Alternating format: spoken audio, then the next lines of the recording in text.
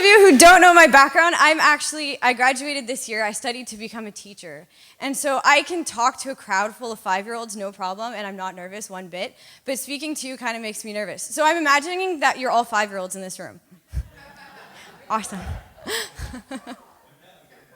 That being said, if everyone could stand.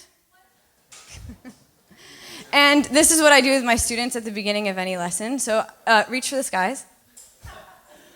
Touch your toes. Stand up, hop one time. Turn around in circles. Stretch to the left. Stretch to the right. Okay, high five someone next to you and grab a seat. Awesome. You will see that I will be pulling a lot of teacher moves during my sermon, and that's okay. Okay? I've decided it's fine, so it'll be fine. So I actually wanted to start with a quote if this works. Okay. So it says, the 2 most important days in your life are the day that you were born and the day that you find out why. So I love this quote. I think it's awesome. But I want you to just think about it for a minute. So I want you to close your eyes. And I want you to picture the day you were born.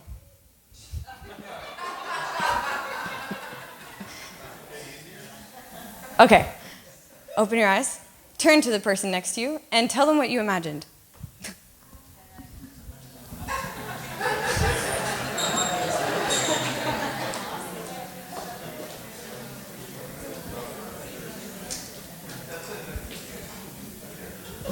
Okay. Close your eyes again, and this time I want you to picture the reason why you're alive.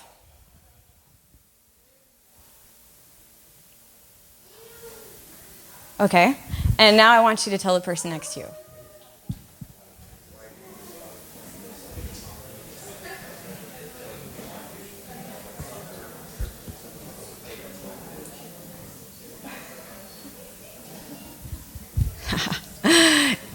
Okay, so you may all have your reasons, and I'm sure you have a lot of really good ones, and I look forward to hearing them afterwards when we have conversations. But one of the things that I want to focus on is what's your purpose? Like, why are you here? And I know that this is a lesson that's taught by a lot of different pastors, a lot of different teachers, secular, non-secular, and I find that no matter how many times you listen to the same thing, you're at different points in your life and you learn new things every time you hear it over. So bear with me, because today you're going to hear it again. And hopefully you're going to learn something new, or it's going to hit a different part of you because of where you are in your life right now. And so I'm going to start with a verse in Genesis 1:26-28. It says, "Then God said, 'Let us make human beings in our image, to be like us. They will reign over the fish of the sea, the birds of the sky, the livestock, all the wild animals on the earth, and the small animals that scurry along the ground.' So God created human beings in his own image. In the image of God, he created them. Male and female, he created them. Then God blessed them and said, 'Be fruitful and multiply. Fill the earth and govern it. Reign over the fish of the sea, the birds in the sky, and the animals that scurry along the ground.'" And I wanted to start with this verse in particular because in this, God tells us the reason why he created us. And so, is there anyone in the room who caught on as to why? I'm preaching up here, but you're listening, so you have to be active participators. I don't expect you to just stare at me. We're in class right now. So if anybody would like to raise their hand and tell me why they were born based on this verse, that would be awesome. Yes. Reign. That's exactly what we're looking at today. So he says, "Be fruitful, multiply, fill the earth, govern it, reign over the fish of the sea." And so today we're going to be talking about how God is the King of Kings. And if God's the King of Kings, that means we are right now in a summit full of kings and queens in this room. So welcome to the throne room. And so my question to you is, are you conscious that you are a king and a queen? And so close your eyes for a minute again, and I want you to think about this past week, how you were behaving, the things you were saying, the people you were spending your time with, the conversations that you were having. Were you acting as a king or a queen in those situations? I'm not going to ask you to share. because some of those stuff might be a bit personal. Some of you might be realizing that maybe you weren't acting necessarily as a king or queen every single moment of every single day. But just be conscious of that. So as we go through this message, just be really thinking about it and ask God to reveal those things to you in times and circumstances where you might not have been acting in that context. And so I just want to talk to you about who God says you are, and I'm going into Romans 8:14, and it says, "For all who are led by the Spirit of God are the children of God. So you have not received a spirit that makes you fearful slaves. Instead, you received God's Spirit when he adopted you as his own children. Now we call him Abba Father, for his Spirit joins with our spirit to affirm that we are God's children.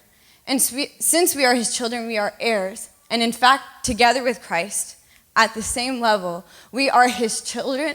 We are his children. In fact, whoa, I lost my spot. But if we are to share his glory, we must share his suffering. Yet what we suffer now is nothing compared to the glory he will reveal to us later.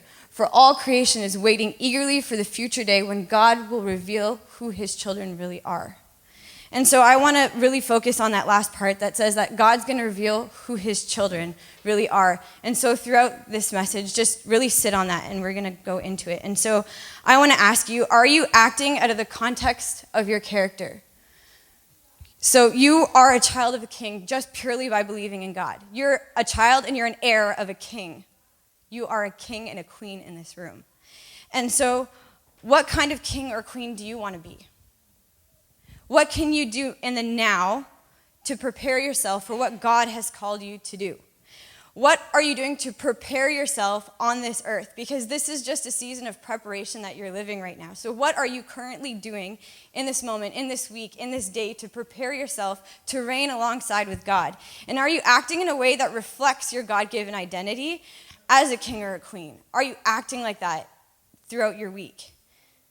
And so right now, I just want to take the time to just say a word of prayer before we continue. And so, God, I just thank you for this time that we have here this morning. I thank you that our hearts are being opened up to you, Father. And we just ask that whatever you want us to receive from this, that will be received. I thank you that the seeds that are being planted in the hearts of your children are going to be watered and they're going to bring fruit. I thank you that the words that leave my mouth aren't empty, but they're filled with your love, God. And I just thank you that you're touching the hearts of your kings and your queens, Father. And I thank you that you're calling them to higher places with you, and that it doesn't stop in this room, God, but that it's going to expand beyond the horizons. And God, I just thank you for your presence, and we just say that we're open to hearing from you. Okay. So I'm getting to another quote that I'm sure a lot of you have heard before. But watch your thoughts, they become your words. Watch your words, they become your actions. Watch your actions, they become your habits. Watch your habits, they become your character. And watch your character, for it becomes your destiny.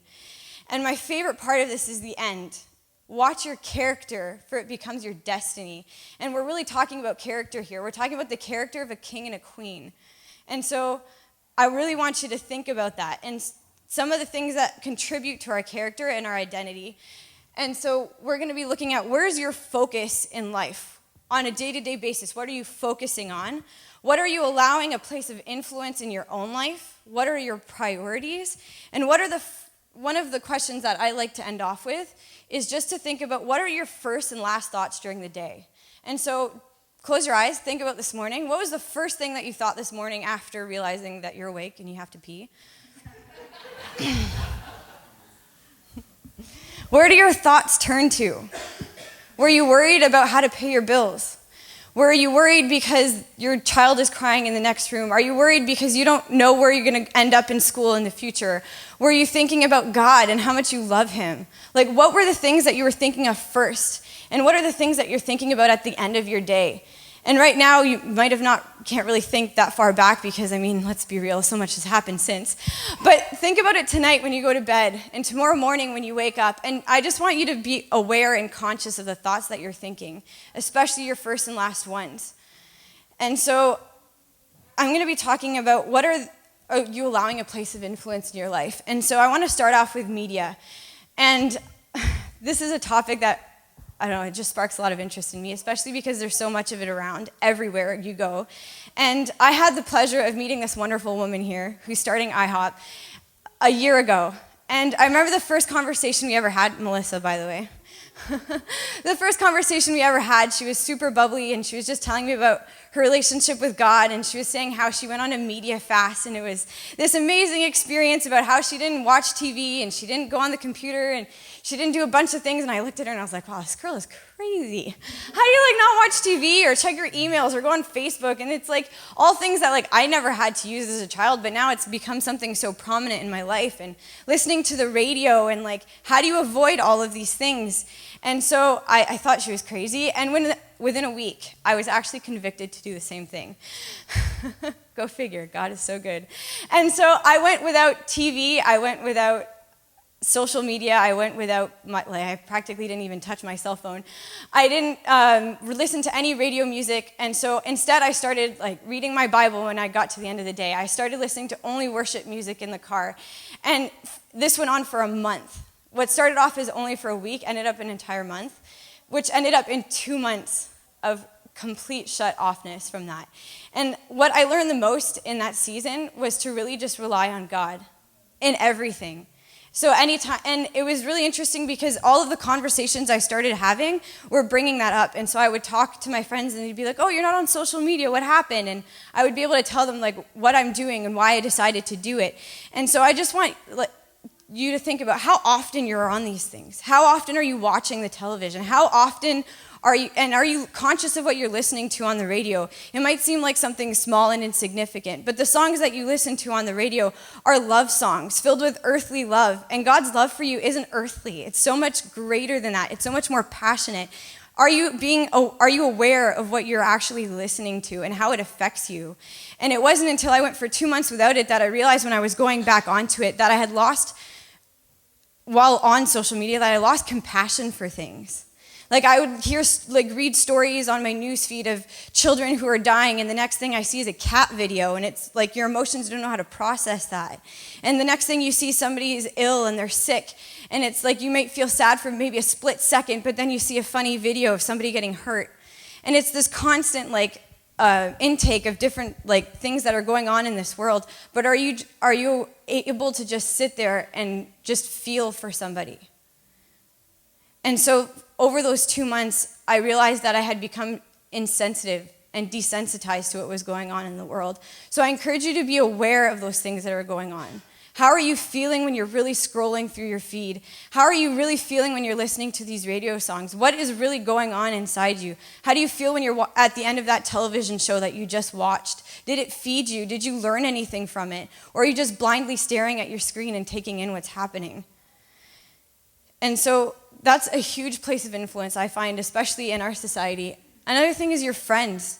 Who are the people who are around you? And it's funny because your parents tell you your whole life that your friends can determine your future. And you think, yeah, okay, whatever, thanks, Mom. Thanks, Dad, I totally get that. But are you really aware of the people you're spending time with?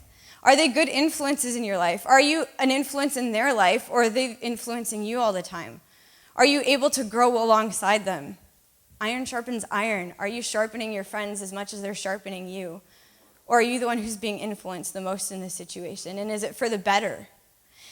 Your family. Sometimes family is a touchy subject because there might be family members that you don't necessarily get along with, or that they're not a positive influence in your life. So just really think about how they're influencing you, how you perceive yourself, how you're acting. Is your family member or your friends helping you to act in a way that reflects your God-given identity as a king or a queen?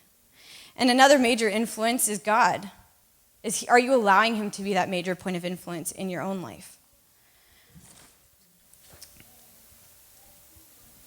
And so we talk about, where are your priorities? Is God really at the center? If you take the time that you spent this week with God, is he really your center focus? Or has your time been consumed with other things? I mean, you can still be at work and still pursue that relationship with God. You can do multiple things at the same time. But is God really your central focus at all times? Or is it your bills? Or is it your children? Is it your workplace? Is it your surroundings, your coworkers? Is it conflict that's the center focus in your life? Or are you really going to God in those situations and constantly looking towards him? Have you replaced the time with God with fear, with circumstances? Or are you still focusing on his goodness? Are you still looking and realizing his love towards you? How are you really spending your time? In all of this, I'm just trying to make you aware of your own self. To not just go about your day and start the day and end the day and not really reflect on what's going on inside. And so some of the influences in our identity, the three that I'm focusing on, are God's truth, the enemy's lies, and your perspective. These are things that influence how you act, how you behave, how you compose yourself. And so I want to focus on God's truth by reading in Matthew 16:17. This is in the Message version. It says, this is the story when Jesus was talking with his disciples and he asked them what people were saying about him. And he says, "God bless you, Simon, son of Jonah. You didn't get that answer out of the books or from your teachers. My Father in heaven, God himself, let you in on his secret of who I really am. And now I'm going to tell you who you are, really are. You are Peter, a rock. This is the rock on which I will put together my church, a church so expansive with energy that not even the gates of hell will be able to keep it out. And that's not all. You will have complete and free access to God's kingdom, keys to open any and every door, no more barriers between heaven and earth and heaven. A yes on earth is a yes in heaven, and a no on earth is a no in heaven." And what I want to focus on in that is he focused on God, and God told him who he really was. If you want to find your identity, if you want to start acting out of that place, if you want to start composing yourself and preparing yourself as a king and a queen, you need to focus on God so he can tell you who you really are. Yeah, it is good. So good. In Ephesians 4:20, it did skip. It says, "But that's no life for you. You learned Christ. My assumption is that you have paid careful attention to him, been well instructed in the truth, precisely as we have it in Jesus. Since then, we do not have an excuse of ignorance. Everything, and I do mean everything, connected with that old way of life has to go. It's rotten through and through. Get rid of it. And then take on an entirely new way of life, a God-fashioned life. A life renewed from the inside, working itself into your conduct as God accurately reproduces his character in you." And that comes back to the quote at the beginning. His character determines your destiny. By looking to God, he's shaping you from the inside. He's changing your character. And it's not from one moment to the next. It's a process in time, and you might not see it, but God's sitting from another perspective, and he wants to tell you what your character should be. He wants to speak that into you, but the only way he can do that is if you turn towards him. And so Ephesians 5:8-9, a little bit further down, it says, "For once you were full of darkness, but now you have a light from the Lord. So live as a people of light, for this light within you produces what is good and right and true." God wants us to live in his light, the light of his love, the light of his freedom, the light of our identity in him, that clarity. He wants us to live in that clarity of knowing who we are. And so I want you to close your eyes again. I want to pretend you just woke up. You're walking towards the bathroom and you're staring into your mirror. What do you think of yourself? What are things that you're saying about yourself? Now, for the most part, I hope those things are good. But I'm going to be really honest and extremely vulnerable. Some of those thoughts that I have aren't necessarily good ones. And it's been a really long process to face those.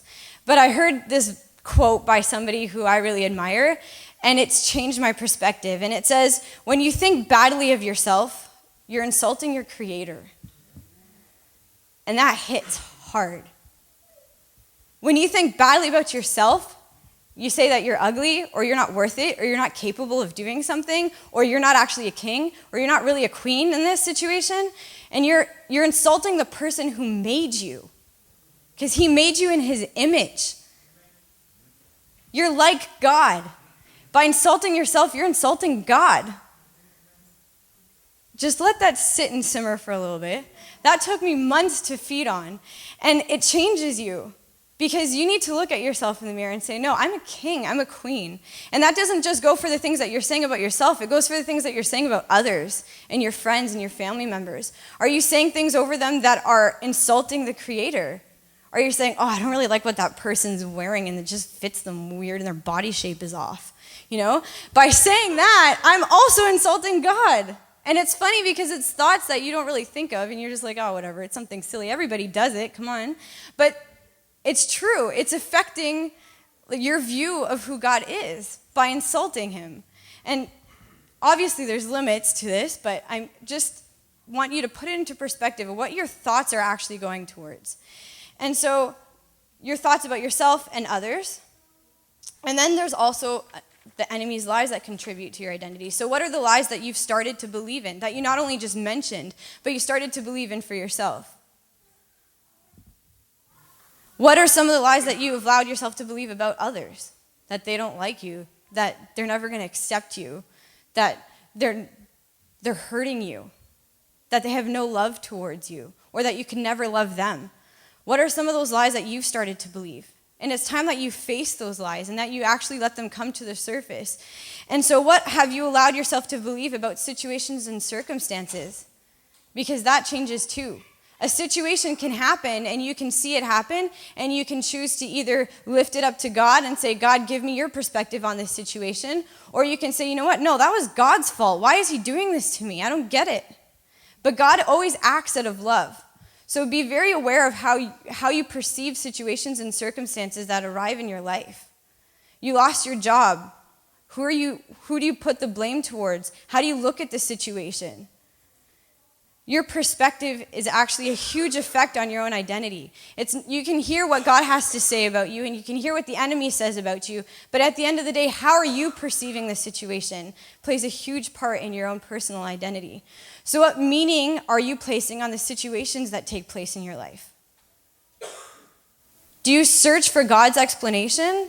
Do you try to find the meaning that God has? Do you try to find out the reason why he allowed that to happen? Are you trying to figure out how that's shaped you into a new person? Or are you just angry and holding it against him or holding it against somebody else? But really just think about that. And so my next question is, what is your role in preparing yourself? Your role in being a king and queen, first and foremost, is knowing that. How are you supposed to act like a king or a queen if you don't even know? It's like those cheesy chick flicks that you watch where the person didn't know they were royalty and then they found out they were a princess. You know what I mean? Do you actually know that you are a king and a queen? The girls in the room all burst out laughing. It was awesome. Do you actually know that you're a king and a queen?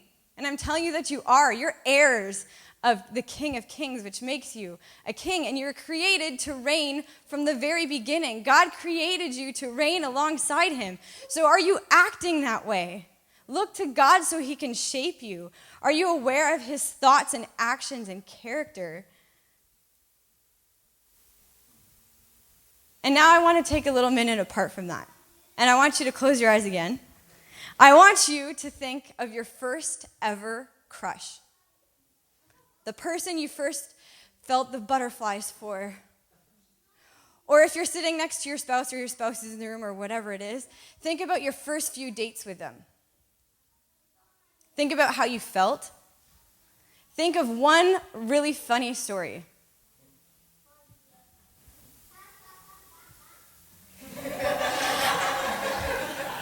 And now I want you to share it with somebody, and if your spouse is sitting next to you, pick someone else.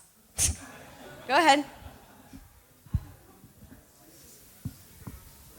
I'll wait, I'm patient.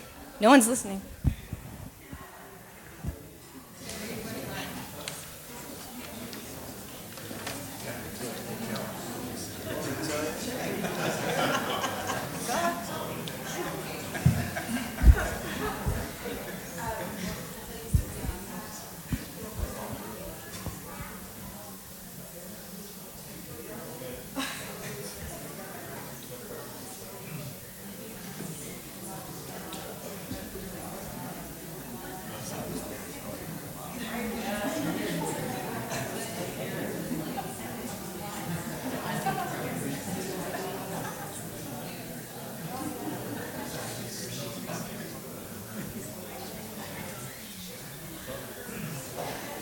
I am 100% sure there are some really funny stories running across this room right now.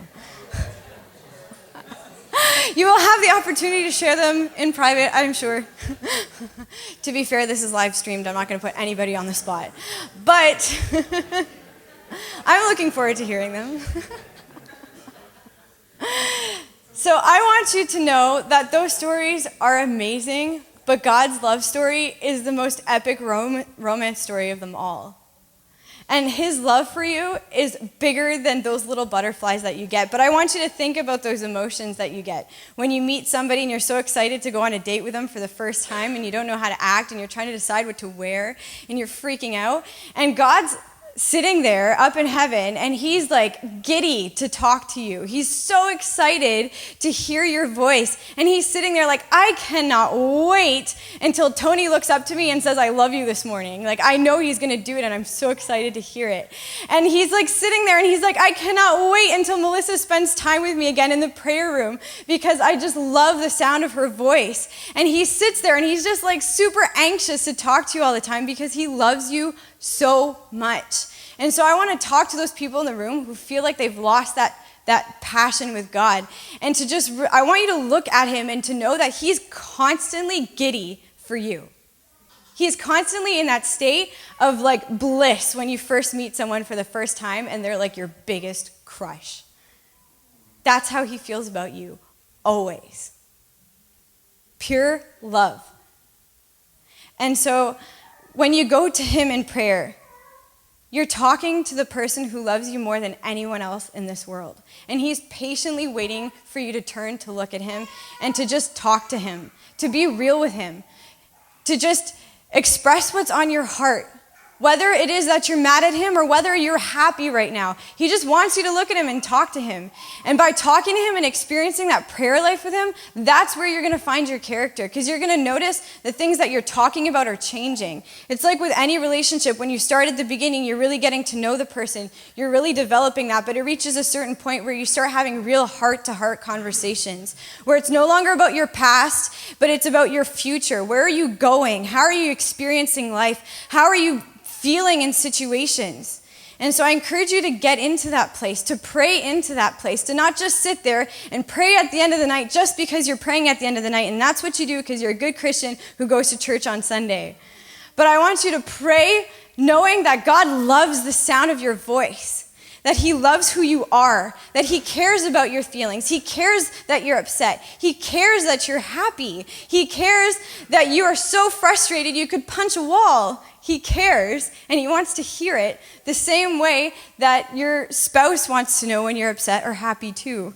And so I also encourage you to not just pray, but again, to read your Bible.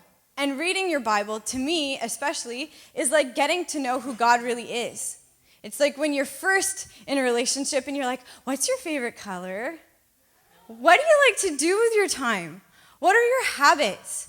What makes you happy? What are you passionate about? What do you like to watch?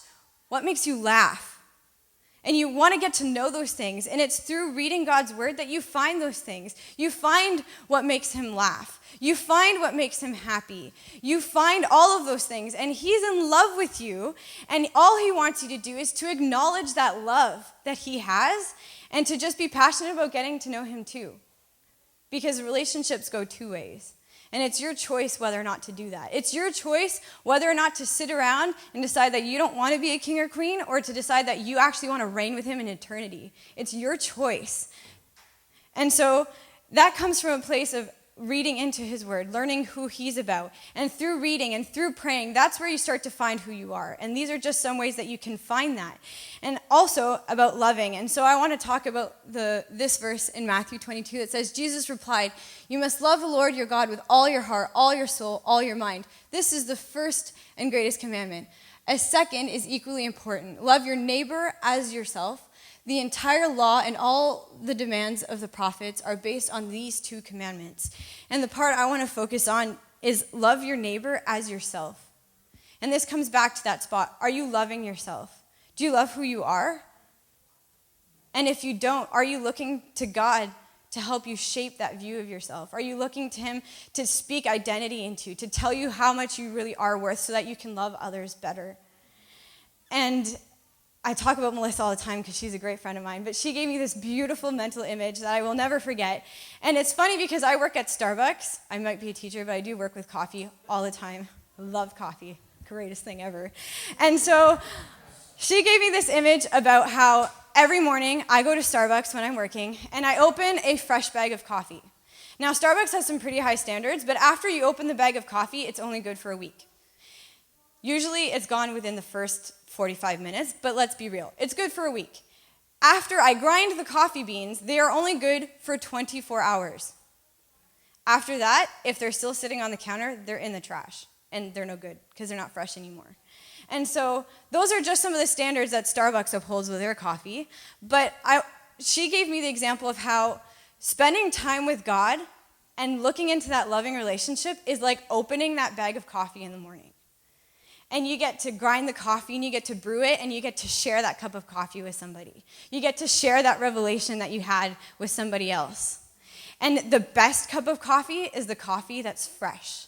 It's the cup of coffee that you just opened the bag, that you just ground, and that you just poured for somebody else. That's the best kind of love that you can share. That love that comes from a revelation of his love towards you. And sure, you can wake up the next morning and still use the coffee grains from the day before, and you can keep doing that for a while, and you can keep running on the revelation of his love for a season, but eventually the bag comes to the end. And not just that, eventually the coffee starts to taste bad. It's not holding up a standard anymore. How are your standards with God's love? What are they? Are you opening up that bag every day? Are you sharing that love with others every day? That's what it takes to act as a king and a queen. It takes sharing that love. And so all throughout this week, I just want you to really reflect on your thoughts. Where are you focusing your attention on? Are you focusing it on God? And if you are focusing on God, and that's a decision that you're making, how are you doing it? Are you reflecting that in the way that you're acting? And not just that, are you acting as a king and a queen? Are you presenting yourself as royalty in this world? Or are you giving a bad self-image towards those around you?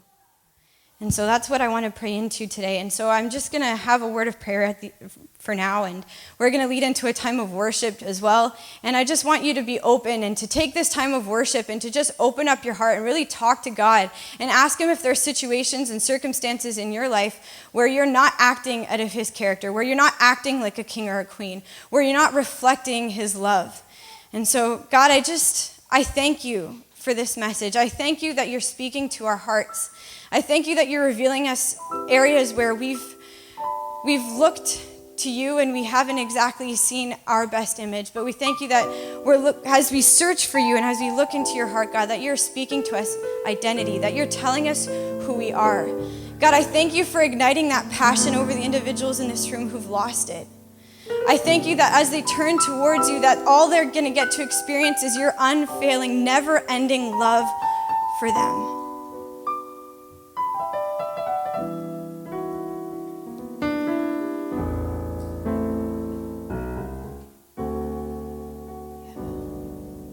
God, I thank you that you've called us, you've created us to rule and reign with you. And I thank you that it first starts with getting to know who we really are. I thank you that as we search for